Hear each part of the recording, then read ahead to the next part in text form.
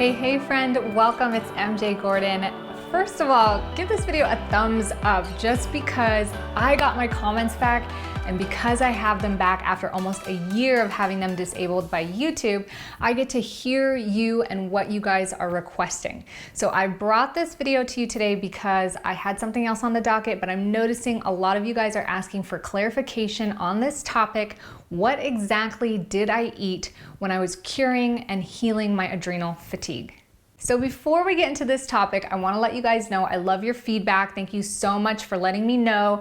I tend to generalize things just because in my own personal life, I tend to overwhelm people with information, but I should know better. This is YouTube. You're my community. You guys are smart and you want all the information. So I'm going to give you as much information as I can. So a lot of you guys are saying that when you are dealing with adrenal fatigue or chronic fatigue, it's hard to be motivated to do anything at all. First of all, that's normal and I totally understand your pain. I totally understand the struggle. It is so real. So hopefully by the end of this video, you have some ideas of how to overcome that and really begin to build a lifestyle for healing, because ultimately our goal is to get you to a place where you can start to create and enjoy the life that you want to live. And regardless of how much money you make or how perfect external circumstances are, if you don't have your health, if you don't have energy, life is hard to feel like it doesn't suck. So I feel you, hang in there. And if you have any more questions or thoughts, stick them in the comments below because I can say that and I can respond to you. And let's dive right into it. So there are two key things that you have to get started right away if you feel fatigued, you're chronically fatigued, adrenal fatigued, or just overall fatigued. And that first thing is rest. You cannot underestimate the power of rest and sleep. That's huge because you can get everything else right, but if you're not getting enough rest, your body's not going to have enough energy to rejuvenate and you're already on a deficit. Number two is diet, because that is the fuel that you are feeding yourself every single day. And if your diet isn't supporting a system that's going to help you improve or heal, then the obvious case in point is you're going to continue down this vicious cycle. So today we're going to focus on the diet that I took, or the approach that I took when I was curing and healing my adrenal chronic fatigue. Also, side note, just because you feel fatigued or you're not making cortisol doesn't necessarily mean that this approach is for you. The most important thing is get tested, get multiple opinions and understand really what is going on with your body. Have a specialized medical doctor help you through the process so that you can monitor your condition and make sure you're doing the right thing. I'm going to share this with you just because I know that this approach is going to help anybody in general who needs more energy and more pep and just to refresh their diet. But just keep in mind, I'm not a doctor. I don't know your situation. I'm only simply sharing what I did that helped me gain more energy and helped me heal from my condition, which was diagnosed as chronic adrenal fatigue. So there aren't really many specifics. Like, for example, it's hard for me to say eat an apple this day or don't eat an apple and eat a banana and eat rice and tofu. That's not how I approached this situation. How I really approached it was with rules. And this is so important when it comes to anything, whether it's your diet, your business, you're trying to change a habit. You need to set rules that help you decide right away, is this something I should do or is this something I shouldn't do? Yes or no? Does it fit within the rule or does it not fit within the rule? If you have some simple rules that you can follow, it makes your decision making and just the whole process so much easier. There's less conflict and it helps you get right to the point. So the first rule that I had, or the first couple rules, was just managing and regulating my pH levels and my blood sugar levels. This is important because if your pH levels are too acidic, they provide an environment where inflammation, disease, sickness, etc. just start to wreak havoc on the body. So you really need to make sure that your body is almost neutral, because we are just slightly acidic as human beings. And you can do this by increasing the amount of fresh fruits and vegetables that you eat, making sure that you stay away from highly acid forming foods such as dairy, oily foods, fried foods, processed foods, foods, a mixture or a blend of like all kinds of foods, so more boring, plain mono meals. And then the blood sugar level thing is important for all of us really to keep in check, just because diabetes is a real thing and sugar causes so many issues too. Sugar, or having high consumptions of sugar, also increase levels of inflammation, stress. You have high spikes and big crashes. This wreaks havoc on your hormone balance and just so many other things like your energy levels. So having a low glycemic diet, or a diet where you are regulating your glycemic levels, is super, super important. And if you're not making cortisol, which was what I wasn't doing, it's hard enough to regulate glycemic levels on your own. So you have to do this through your diet. So yes, those are the two main important rules, and they're rules that I've covered vaguely or I've talked about in all my other videos, but I'm going to tell you exactly what I did to actually heal and to get over that chronic adrenal fatigue. Number one, I stayed away from all fruits, all sugary foods, like all. My endocrinologist told me that I could have one green apple or one handful of berries per day. And I just eliminated it all. And that was so different from where I started, because most of the days I would just start with this smoothie, and it would be based with almond milk and bananas and spinach and kale and protein powders. And instead, I just eliminated that, and I didn't touch bananas for like 8 to 9 months, and it was crazy. And even now, I don't even eat bananas daily, which is just crazy because normally I eat like a half a dozen to a dozen every single day. So I eliminated all sugars, including fruit. Now you can't really say all sugars, right? Because if you're gonna eat, say, brown rice, there's sugar in that. There's sugar in things, but you're eliminating the things that cause spikes in the blood sugar or that causes any kind of deregulation in the sugar, because your body is having a hard time regulating in general. So you're trying to ease up off of that kind of task that you're asking your body to do. And if you think of your body in a way as being energy deficient, you're really trying to reduce the amount of stress that you're putting it under while helping it along in areas that it needs to actually heal. So reduce all the sugars. And I know so many of you are like, this is a tough thing. And side note is just that I had tried reducing sugar and it was like impossible to do at first. So if you're having a hard time with that, then I'm not saying you have to eliminate all sugars, but if you eliminate actual like high sugars, white carbs, white rice, pastas, flours, like refined flours, even if they're whole wheat, those things eliminating from your diet is going to help you tremendously. And if you still need the sugars, turning to things like fruit sugars, not juiced, but whole fruits where you're eating it and you're getting the fiber with it, that's going to help regulate your glycemic levels as well. Next thing is you're just going to go bland or basic. So what this means was I was trying to avoid oily foods or just oil in general. So if I ate salads, I don't put the oil in, because oil mixed with sugar is going to also make it really hard to regulate the blood sugar. So oil in general kind of slows things down, and I don't feel good on it, and it's a lot for the body to process. I know that there's a lot of stuff out there that says that coconut oil is healthy, olive oil is healthy. I don't believe in oil as much as possible. I don't think it's natural, and I don't feel good on it. So I removed as much oil and oily foods as possible, meaning no fried foods, no cooking with oil, and also just reducing the processed foods, because the more that your body has to process, the more stressful it is. It has to release different types of enzymes and acids, and it causes this acidity level, and it screws up the pH. So just keeping it really bland and boring. That is the magic secret. It is not sexy. It is not fun. This is where I developed the idea that food is food, and food is nutritious. If it's nutritious, it's helping you, it's healing you, then that's what it needs to be. We don't need a restaurant style meal all the time. We don't need to love our food and have a mouth-watering dish all the time. In fact, that is what kept me from healing, is wanting to have such a savory dish all the time that I wasn't eating when I needed to eat. And when I did eat, I was eating stuff that wasn't 100% helping me heal. So stick to the boring, bland stuff. And what I did for my meals was just a combination of resistant starches, High fat, high protein, and I say high fat, not oils, good fats coming mostly from meat or animal products, and veggies. So what this means is it didn't really matter what I ate as long as they fit into those categories. It is also why I stopped doing recipe videos here, because my meals got really boring for a long time. So I would mix this with, one of the things that I loved the most was bone broth soup. I love pho. It's a Vietnamese soup dish that is like one of my favorites, and I think I just gravitate towards that because it does so much for my system. I swap the noodles for brown rice. Basically what I do is I just buy the broth, and the awesome thing is like Whole Foods and Walmart even has started selling pho broth. But what I do is I hit up the pho restaurants and I say, hey, can I buy a quart of broth instead of just like the whole soup dish?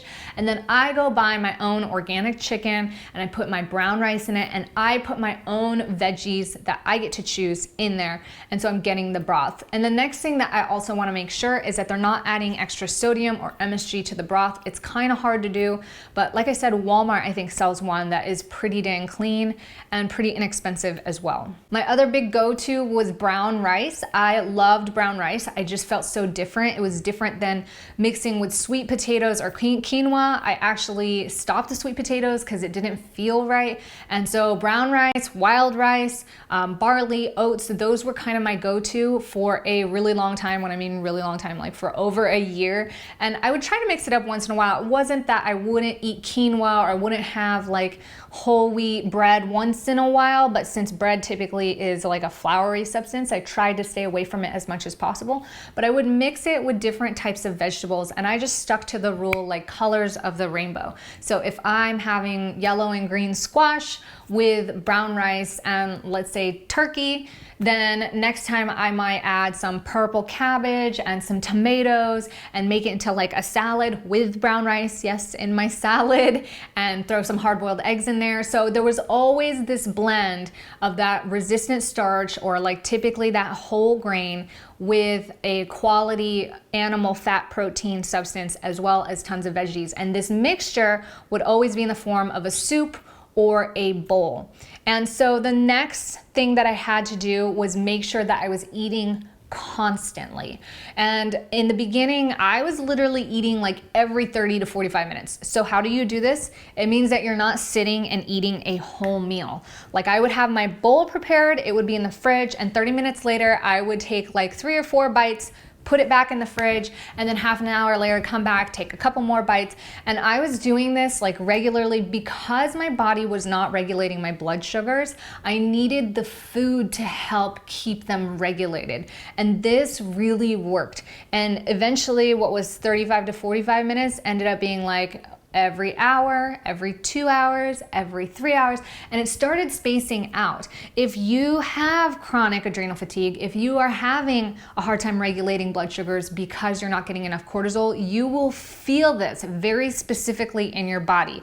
You can feel this so clearly. When you are well fed, you think, okay, I've got enough energy, maybe not enough to work out, but I feel all right. And you start feeling kind of open. When you feel exhausted and drained and your blood sugars are low or they've tanked, you feel like, oh my gosh, I can't get my butt up off this chair. You start feeling really irritated with things. So you'll know that this is the case when you replenish yourself.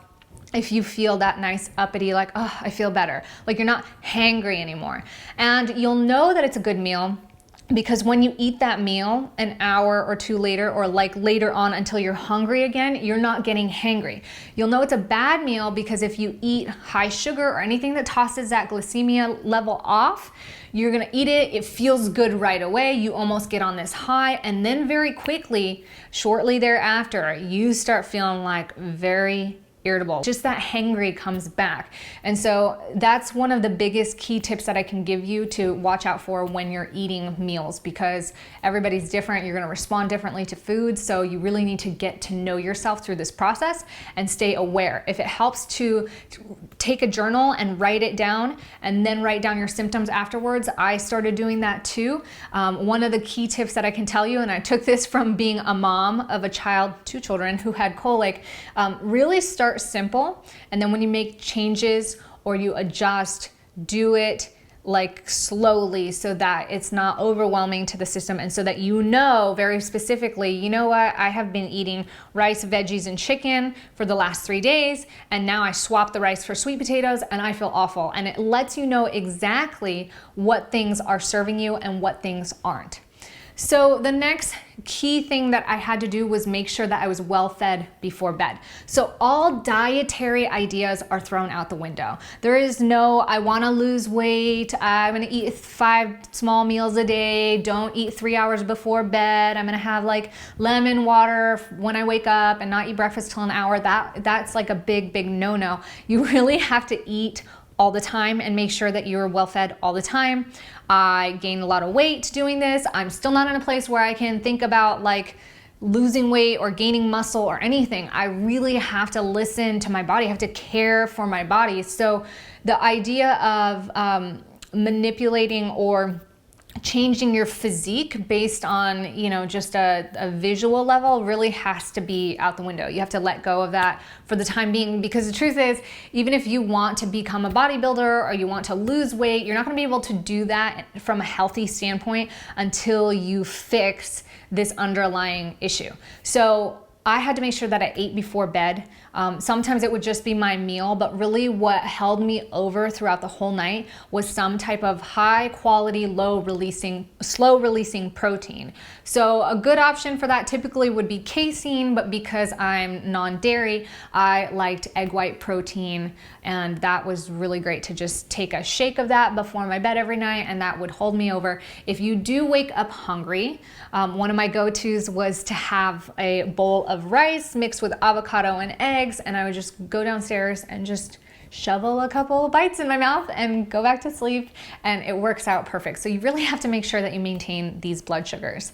The next step after all of this was to slowly and very carefully, listening to my body, extend the amount of time that I would eat. And eventually, if you are getting to know yourself and your body, you begin to learn, you know, I'm hungry now, I gotta eat now. So you really gotta prepare yourself for success. Like no matter where I go, I'm like, is my bowl here? Is my bowl? I got those little bowls from Costco with the lids. I'm like, where's my bowl? Where's my bowl? Do you have the cooler with the bowl? Because I know that if I'm out and about and I get hungry, or I'm doing a little extra energy, and you'll notice that if you exert a little extra energy, you're gonna get hungrier sooner. And I know if I don't have that bowl around, my options are very limited. Even though I have Whole Foods nearby, and you know, the grocery store like Publix is incorporating a lot more healthier options, like what I need, this bland, low glycemic, like balancing diet, is very difficult to find without all the processed stuff and oils. So like that bowl was my life source, and I would have it all the time. I would pack protein shakes all the time and just have what I needed to succeed and not go into that hangry state or into that low blood sugar state, because I know that once I drop, then I risk an adrenal crash. And when you get that crash, like some of you guys are talking about, I'm working out, but then we're, you know, out for like days after, you know, you have to recover for days, or you have the whole week where you just feel like you can't get up, you're so sore, and you're working out. It's because you're not feeding yourself well enough. A, you're probably pushing it too hard, and B, you're probably not feeding yourself enough. The key to my whole success has been making sure I feed myself enough of the good stuff that my body needs so that I can recoup and have the energy to continue to heal and get back to a normal level. So eventually this turned into me slightly intermittent fasting. I saw this video that was helpful to my situation. I'll stick it in a link below. Dr. Berg, I don't know. Sorry for forgetting your name, but your video is really helpful. And he talked about how with adrenal fatigue, you can heal it through intermittent fasting. But the key is that you don't go too fast. The key is that you only slowly reduce the space of time that you eat only to what feels good. And anytime I would mess up or push it too much, it's normal and it's natural. And sometimes, like, I went to Washington, I was traveling, we had just gotten done being sick, the kids were, and I went and I worked out and I was paddling and kayaking and doing all these things and not eating so much because I was just so excited to hang out with everybody. And I woke up with this massive migraine and a 1.5 day adrenal crash, and the rest of the time I had to take it easy. You'll see that your resilience level or your recuperation time period starts to change and improve, but you still make mistakes, and that's normal. So don't expect to be perfect, but just know that if that mistake happens, go back to what works. Go reset all the way. So I'll do things like, oh, I'm eating fruit now, this is fine, and I'm eating lots of fruit, and I crash. I will go back to this. I cut the fruit, I cut the sugars, I go back to the bland, I start eating more frequently and having that really substantial meal. So where I'm at right now is I don't need that really substantial meal all the time. But definitely when I work out or I'm super active or like moving trees here in the backyard, like anything where I'm just hustling, I know that I need that meal because it's what really truly supports my system. So slowly reducing and slowly introducing more of the foods that you had reduced in the past. So for me, it was like fruit, and I went, after 8 months, I finally had those little Granny Smith apples, like one a day. And I'm like, okay, well, I think I could have some blueberries. And one day I think I ate like one bite of a banana because I had one bite. I didn't allow myself fruit for the rest of the day. So I was like really slow about it. And for most of you guys, if you're suffering from this to the level or the extent that you're sharing with me, or the level or extent that I was suffering from it, you are really motivated not to screw this up, because the pleasure of having energy and feeling alive and feeling like yourself and feeling happy is so much more rewarding than one bite of chocolate cake or 1 ounce of just like feeling lazy and not wanting to feed myself. Like, the reward of feeling better is so tremendous that it is so easy to be motivated to make sure your little bowl is with you and to make sure that you're eating on time. And originally I did set up timers every single hour because I get it, like most of us, we just don't think about it. In the beginning, it's difficult to remember those things, but I promise you, if you make sure you are taking the time to rest, relax, get to bed early, get as much sleep as possible, don't stress yourself out as much as possible, both emotionally and physically, and you take steps to follow some of these key tips here in your diet, you're gonna start feeling more energetic, you're gonna start feeling better. And I applied these exact rules to when I feel sick, anytime I feel drained or fatigued, and it's anytime you need a boost in your system and you want to really help yourself. This is such a tremendously supportive diet to give to yourself. So I hope that answers some of your guys' questions. I, again, really appreciate your feedback, and thank you for letting me know that you want more dense information and you want these specific things. I am going to put together some free charts that I have included in my Everyday Vacation course, and I'm just going to give them access to you guys so that you can have just a general starting point of what mixture of foods are more acidic, less acidic, what foods tend to promote more alkalinity, less alkalinity, and also a glycemic chart so that you just have a general sense of awareness of just some key things to keep in mind. That way you can reference these charts and make some healthier choices for yourself. So I will also stick that in the link down below. Again, thank you so much for talking to me, commenting. I'm so excited the comments are back, and I hope you find tremendous value out of this video. If you did, make sure you hit the like button so that I know and that my videos get seen and I can keep making more of these. Also subscribe for more. I really love talking about how to help you create life on your terms by giving you more time, money, and energy. And I will see you guys back here on the next video. Ciao.